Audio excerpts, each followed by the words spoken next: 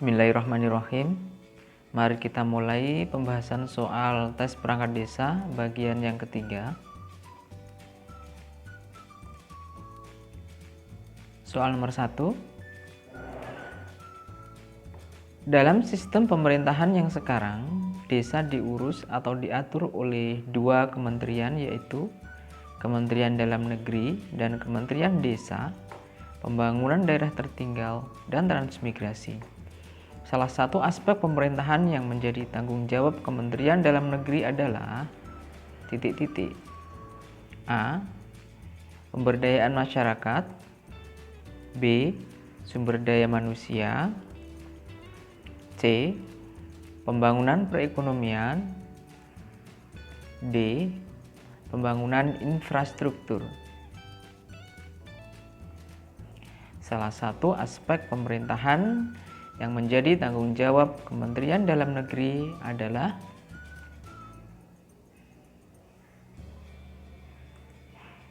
B. Sumber daya manusia.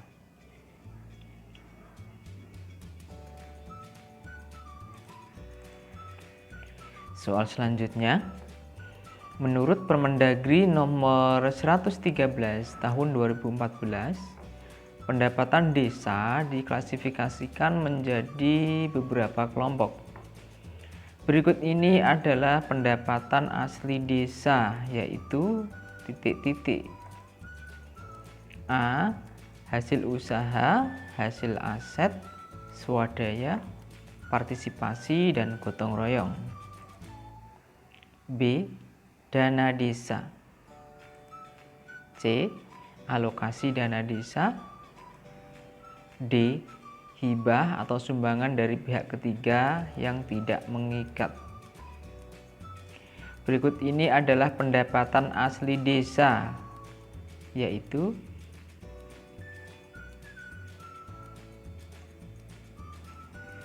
A. Hasil usaha, hasil aset, swadaya, partisipasi, dan gotong royong.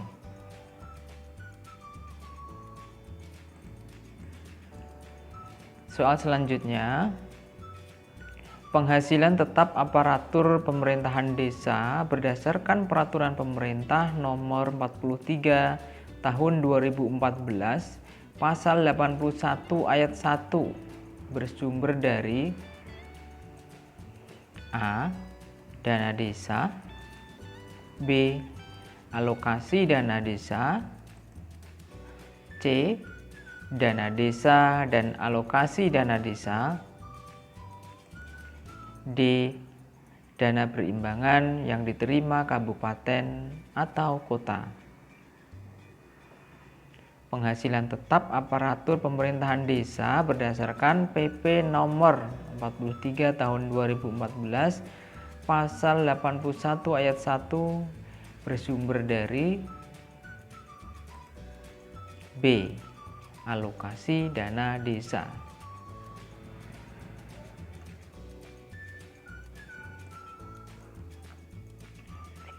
Selanjutnya, dalam sejarah pengaturan desa telah ditetapkan beberapa pengaturan tentang desa. Landasan hukum pengaturan desa yang tertua adalah A. Undang-Undang Nomor 22 Tahun 1945, B. Undang-Undang Nomor 22 Tahun 1946, C. Undang-Undang Nomor 22 Tahun 1947, D. Undang-Undang Nomor 22 Tahun 1948. Landasan hukum pengaturan desa yang tertua adalah D. Undang-Undang Nomor 22 Tahun 1948.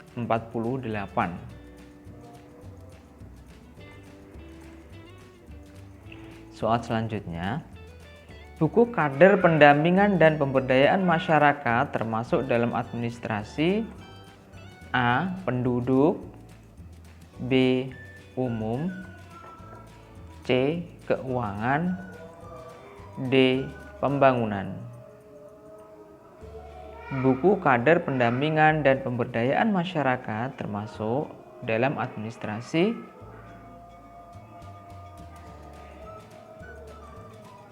D. Pembangunan.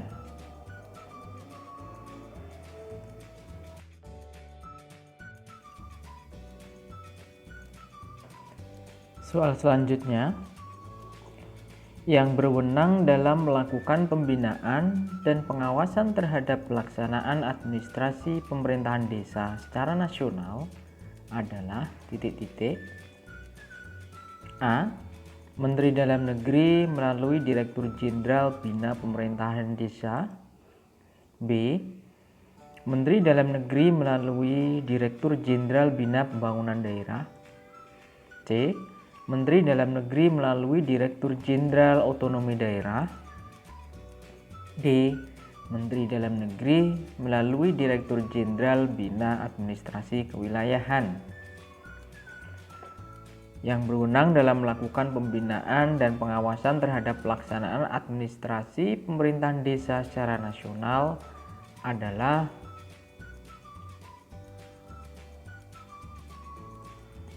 A. Menteri Dalam Negeri melalui Direktur Jenderal Bina Pemerintahan Desa.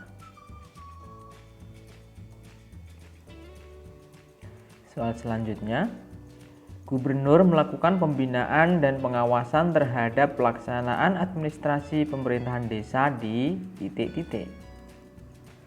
A. Provinsi. B.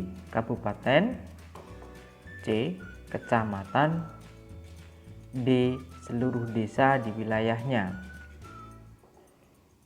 Gubernur melakukan pembinaan dan pengawasan terhadap pelaksanaan administrasi pemerintahan desa di B. Kabupaten.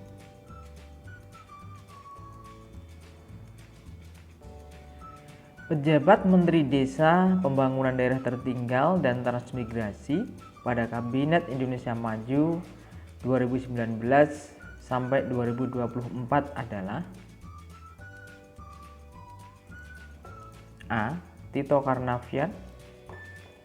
B. Ida Fauzia. C. Abdul Halim Iskandar. D. Marwan Jafar.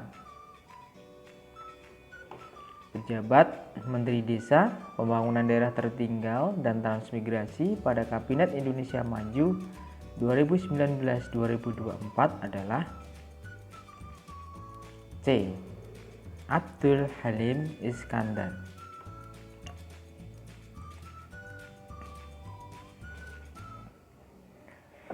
Selanjutnya, pembiayaan penyelenggaraan administrasi pemerintahan desa dibebankan pada kecuali A. Anggaran pendapatan dan belanja negara. B. Anggaran pendapatan dan belanja daerah provinsi. C. Anggaran pendapatan dan belanja daerah kabupaten atau kota. D. Sumber lain yang sah dan mengikat. Pembiayaan penyelenggaraan administrasi pemerintahan desa dibebankan kecuali D. Sumber lain yang sah dan mengikat.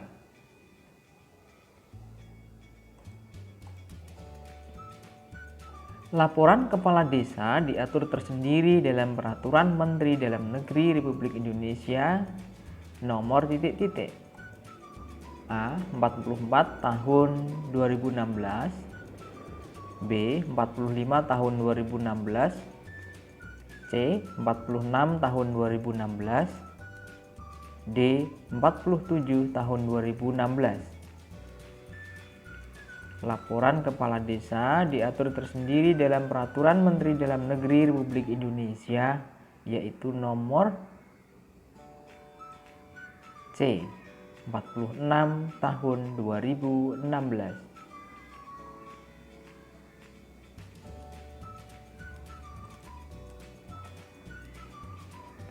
rumusan umum mengenai keadaan yang diinginkan pada akhir periode penyelenggaraan pemerintahan desa disebut titik-titik. A. Visi. B. Misi. C. Visi dan misi. D. Inspirasi. Rumusan umum mengenai keadaan yang diinginkan pada akhir periode pemerintahan desa disebut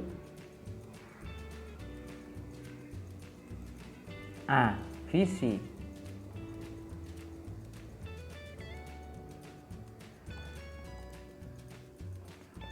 Soal selanjutnya, instrumen kebijakan yang berisi satu atau lebih kegiatan yang dilaksanakan oleh pemerintah desa untuk mencapai sasaran dan tujuan disebut A. Misi. B. Evaluasi. C. Proyek. D. Program. Instrumen kebijakan yang berisi satu atau lebih kegiatan yang dilaksanakan oleh pemerintah desa untuk mencapai sasaran dan tujuan disebut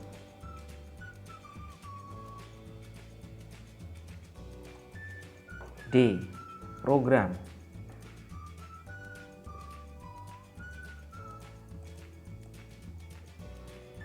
Soal selanjutnya, laporan penyelenggaraan pemerintahan desa akhir tahun anggaran disampaikan kepala desa kepada bupati atau wali kota melalui camat secara tertulis paling lambat titik-titik. A. 1 bulan setelah berakhirnya tahun anggaran. B. 2 bulan setelah berakhirnya tahun anggaran. C. 3 bulan setelah berakhirnya tahun anggaran. D. 4 bulan setelah berakhirnya tahun anggaran. Laporan penyelenggaraan pemerintahan desa akhir tahun anggaran disampaikan kepala desa kepada bupati atau wali kota melalui camat secara tertulis paling lambat C. 3 bulan setelah berakhirnya tahun anggaran.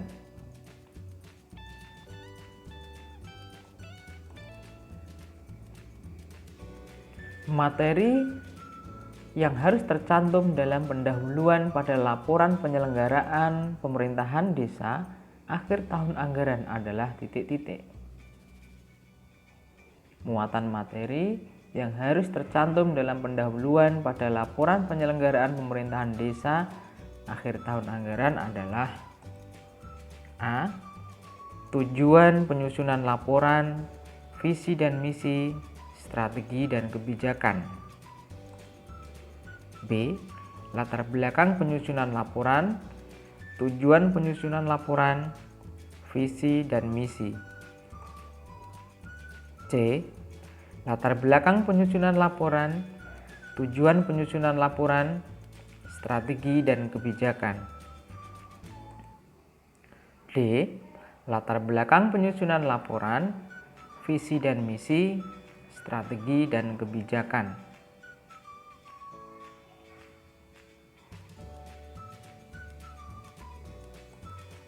Jawaban yang benar adalah A. Tujuan penyusunan laporan, visi dan misi, strategi dan kebijakan. Soal selanjutnya, laporan penyelenggaraan pemerintahan desa akhir masa jabatan disampaikan oleh kepala desa kepada bupati atau wali kota melalui camat secara tertulis paling lambat titik-titik. A. 4 bulan setelah berakhirnya masa jabatan. B. 5 bulan sebelum berakhirnya masa jabatan. C. 4 bulan sebelum berakhirnya masa jabatan. D. 5 bulan setelah berakhirnya masa jabatan. Laporan penyelenggaraan pemerintahan desa akhir masa jabatan disampaikan oleh kepala desa kepada bupati atau wali kota melalui camat secara tertulis paling lambat